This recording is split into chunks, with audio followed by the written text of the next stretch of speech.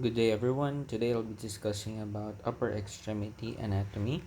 So I divided it into anatomical sections from shoulder to arm, elbow, and then afterwards the forearm, and then the wrist, and then finally we have the hand. So I divided each subsection into three. So we have the bone or osteology, then next we have arthrology and the muscles. And finally, if there's a special structure that needs to be discussed, we'll be discussing it in a separate section. So first we'll be discussing about the shoulder joint. So for the shoulder osteology, we have three structures we need to talk about: the scapula, the clavicle, and the proximal humerus. So for the scapula, it usually spans from the second to the seventh rib. It is the attachment of 17 muscles, but more importantly, the coracoacromial ligament contributes to the anterior superior stability in patients with rotator cuff deficiency. The next structure would be the clavicle. So the important thing to note about it is that it's the first to ossify and the last to fuse, usually at 17 or to 24 years old. And the important function of the clavicle is that it functions as a strut. We will discuss more about it when we'll be discussing about trauma patients. Afterwards, we have the proximal humerus. So there are relatively two parts to be taken note of. One would be the anatomic neck, and the next would be the surgical neck. So the anatomic neck is more proximal compared to the surgical neck. It's the attachment for the shoulder capsule, and it's just directly below the humeral head. For the surgical neck, it's more distal and more often involved in fractures. So for the proximal humerus, we have the transverse humeral ligament, which is the important stabilizer of the biceps tendon. Next, we'll be discussing about the shoulder arthrology, especially about the glenohumeral joint. So the glenohumeral joint is a ball and socket joint. It has the greatest range of motion.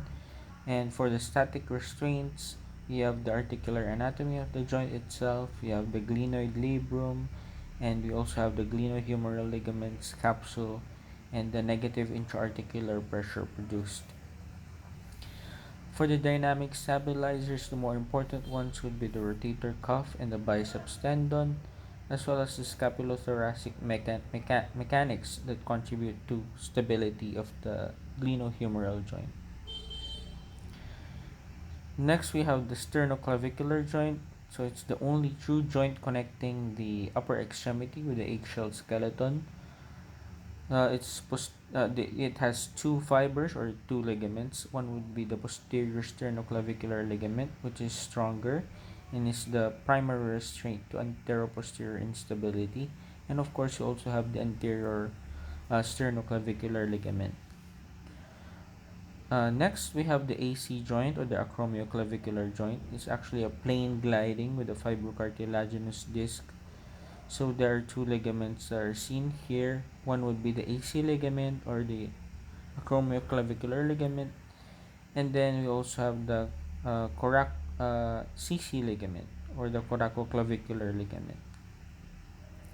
So the AC ligament prevents anterior superior displacement, while the CC ligament prevents superior displacement. So we also have two components for the CC ligament. We have the trapezoid, and of course we have the conoid. The conoid being the stronger among the two. So for the shoulder muscles, I tried to in order to in order to know what they are about. I divided them according to function, so it's easier for you to memorize. So for functioning as a stabilizer, we have the rotator cuff muscles. So the mnemonic for this would be the sits muscles, the supraspinatus, infraspinatus, teres minor, and subscapularis. So their primary function would be to depress and stabilize the humeral head against the glenoid. Remember, they are the dynamic stabilizers of the shoulder joint. Next, we have the internal rotators. So these internal rotators are composed of the following: the pectoralis major, latissimus dorsi, teres major, and subscapularis. Again, there's interplay between the stabilizers. For example, the subscapularis also functions as an internal rotator because of its location. And of course, we also have the external rotators, the teres minor and infraspinatus, which also act as shoulder stabilizers. And the more important thing to note would be the shoulder spaces. As you can see, we have three spaces in the shoulder joint. We have the triangular space, we have the quadrangular space, and the triangular interval. The more important of which would be the quadrangular space, which contains actually the posterior humeral circumflex artery and a branch of the axillary nerve. So for next structure, we have arm osteology. So for the arm, it's composed of only one bone, which is the humerus. The important thing to note about the humerus, aside from what we earlier described as the anatomical neck and surgical neck, would be the posterior spiral groove, which is usually where the radial nerve is located. For the distal aspect of the humerus, we have the capitulum, which articulates with the radial head, and the olecranon, which articulates with the olecranon fossa. You should also note for the olecranon fossa and the coronoid fossa. So anteriorly, you have the coronoid fossa articulating with the coronoid tip, and the olecranon fossa articulating with the olecranon of the ulna. So in between these two fossas is actually a very thin paper-like structure of bone, and it's very easily fractured in patients with supracondylar fractures, especially in children. For the arthrology of the elbow, it's composed of a hinge joint. We have the ulnotrochlear as the hinge, and a pivot joint, which is composed of the radiocapitellar joint. So the radial head should line up with the capitellum on all radiographic views. And of course, we have the stabilizers of the elbow. You have the MUCL, which has the anterior band, which is the strongest restraint to valgus stress. And you also have the LUCL, which is the primary restraint to valgus stress. And of course, what we earlier discussed in our previous lecture, the coronoid tip. Another important thing to note about the elbow is the ligament of Struthers, which is a possible anatomic variant which can cause compression on the median nerve on the medial epicondyle. For the muscles related to functioning on the elbow joint, we have three functions for the elbow joint. We have flexion, extension, and supination. So if you would remember extension, if you would palpate the posterior aspect of your arm, then you can actually feel for your triceps muscle. So the triceps, it has three origins and one insertion. That's why it has three heads, or the triceps. We have the infraglenoid, the medial humerus, and the lateral humerus, and its insertion into the olecranon. It's innervated by the radial nerve. For flexion, you have three muscles involved. The deepest one would be the brachialis and the coracobrachialis, and the one you usually palpate for would be the biceps brachii. So they have each their own origin and insertion, and they are innervated by the musculocutaneous nerve. Another function for the biceps brachii would be supination, as it originates from the coracoid inserting into the coracoid and supraglenoid inserting into the radial tuberosity. Next, we'll be discussing about the forearm. So we have two bones in the forearm. We have the ulna and the radius. So the ulna, uh, proximally, it has the following structures. We have the olecranon and the coronoid, and distally we have the medial styloid and the lateral head. For the radius, the curvature is vital to pronation and supination from 30 to 70 degrees.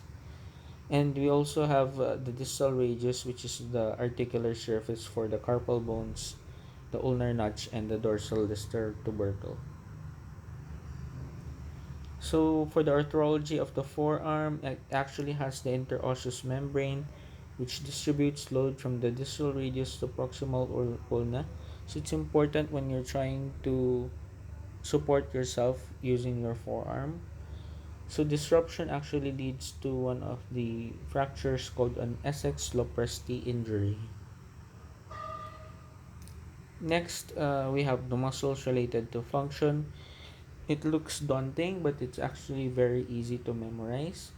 So you have to remember first that the deep flexors function is only three.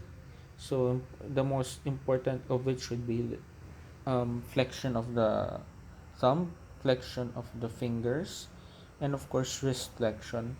Whereas if you compare it to the superficial flexors, it has only two functions, which it would be the flexion of the flexion of the wrist, I'm sorry, and some support function for flexion of the fingers. So all the superficial flexors originate on one aspect or one structure, which is the medial epicondyle, and you can actually palpate for the superficial flexors. So if you try to palpate on the medial aspect of your forearm while flexing your wrist, then you could palpate the action of the superficial flexors. So most of them are innervated by the median nerve, which but except for the flexor carpi ulnaris, which is understandably on the more ulnar aspect of your forearm, which is innervated by the ulnar nerve. For the deep flexors, we have the pronator quadratus, the flexor pollicis longus, and the flexor digitorum profundus.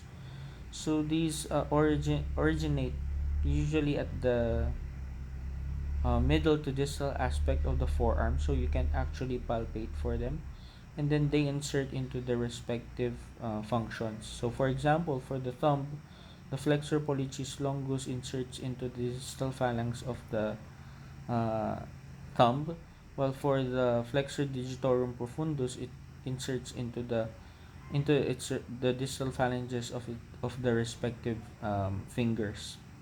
While for the pronator quadratus, it pronates the forearm. So from the name itself, so it inserts into the volar aspect of the radius. All of these structures in the deep flexors are innervated by the anterior interosseous nerve. So with this muscles, you need to just memorize. Even if you just memorize the deep flexors, then you would be able to more or less know what muscles are composed of in this section or in this compartment. And then next we have the extensor muscles. So muscles related to function uh, again you can actually palpate for the superficial extensors. So you can feel for them laterally on the lateral epicondyle, and then you palpate for them here on the lateral aspect of your forearm, and then try to extend your wrist. So this would be the action of the superficial extensors or the mobile one. So they have a single origin, which is the lateral epicondyle, and most of them are innervated by the radial nerve. Once you cross the wrist or from the extensor carpi radialis brevis up to the extensor carpi ulnaris, then they're usually innervated by the PIN once the structure crosses the wrist. Now for the deep extensors, as you can see, the deep extensors usually innervate or function are usually function to move uh, two structures, which would be the thumb and the index finger. So if you do not if it does not move the thumb or the index finger, then usually you have these are usually superficial extensors or part of the mobile one. So for the deep extensors, they are all innervated by the radial nerve.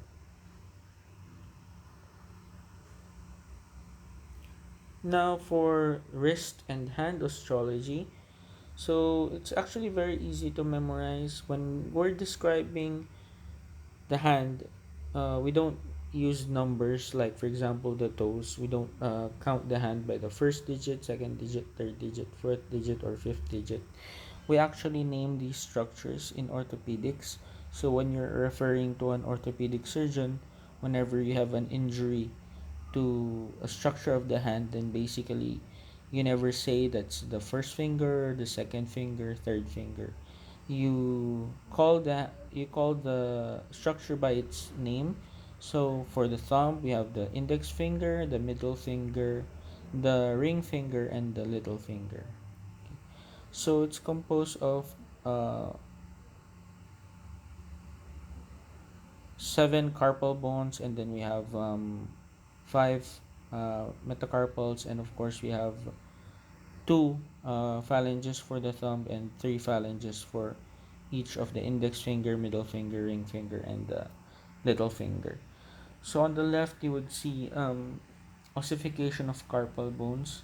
So I know it's very hard to memorize carpal bones, but the common mnemonic that they use would be the position thingy. But for me, I like using another mnemonic more.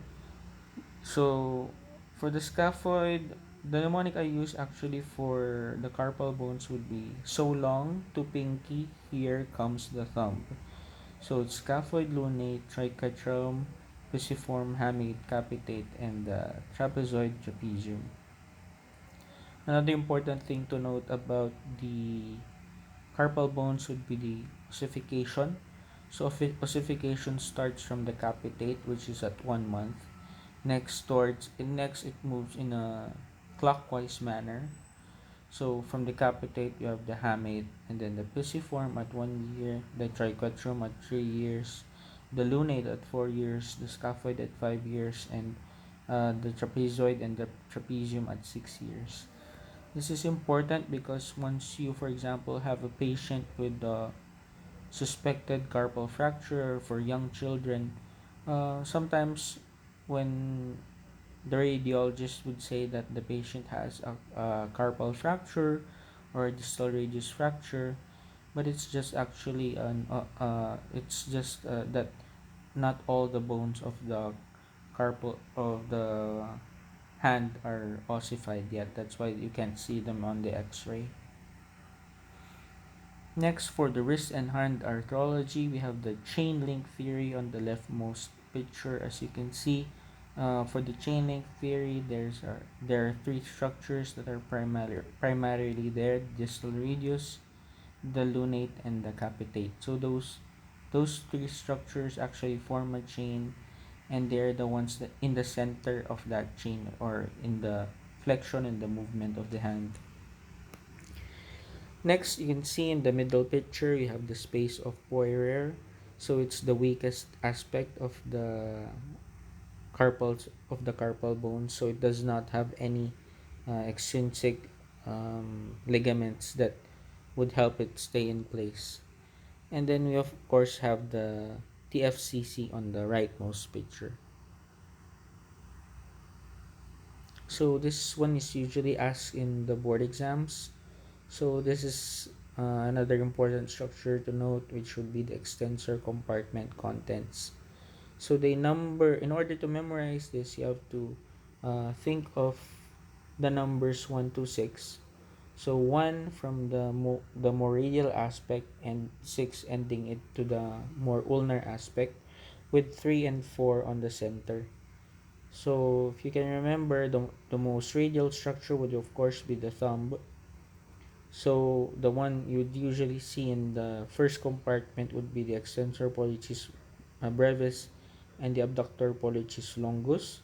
So on the second compartment, you have the extensor carpi radialis brevis and the extensor carpi radialis longus. The third and the fourth, you would the third compartment, you have the extensor pollicis longus. The fourth compartment, you have the extensor for the rest of the digits except for the little finger. So we have the extensor digitorum communis. The fifth has the extensor digiti minimi, and the sixth compartment contains the tendon for the extensor carpi ulnaris. So it's actually very easy to memorize. So in order to, there's actually a mnemonic for it. So in the first compartment, if you think about a pub, do you know a pub? It's a bar in British language. So a pub of apples. So for the second compartment, you think about a long car and a short car. For the third, you think about your EPAL classmate. The fourth would be your other classmates, so your community of classmates. For the fifth, it would be your smallest classmate, and of course, you don't need to memorize the six compartment anymore because it's just the ulnar nerve. It's the ulnar aspect, so it's just the extensor carpi ulnaris. So another structure that you need to memorize would be the contents of the carpal tunnel and its borders. So for the border structures of the carpal tunnel, you have the roof, which is composed of the transverse carpal ligament. So it's what we usually cut when we're trying to release the median nerve when we're doing carpal tunnel release. For the floor, it's usually composed of the carpal bones. For the more radial aspect, we have the scaphoid, and for the more ulnar aspect, we have the hook of hamate. So for the structure of the carpal tunnel, you only have one nerve important to know to memorize, which would be the median nerve.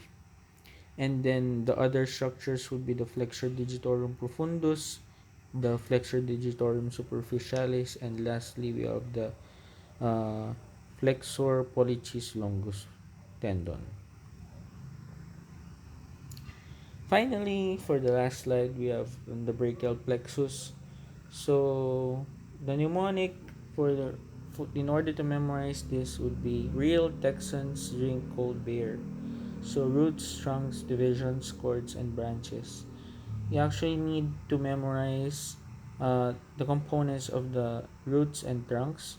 So for the roots, you have the dorsal scapular nerve and the long thoracic nerve, as well as the nerve to the subclavius. While for the trunk, you only have the suprascapular nerve. So these are what we call the preclavicular branches. Now for the rotator cuff, it's usually supported by the nerve to subclavius, the axillary nerve, and the suprascapular nerve. And finally, for the winging of the scapula, when you have actually two kinds of winging for the scapula. We have lateral winging and medial winging.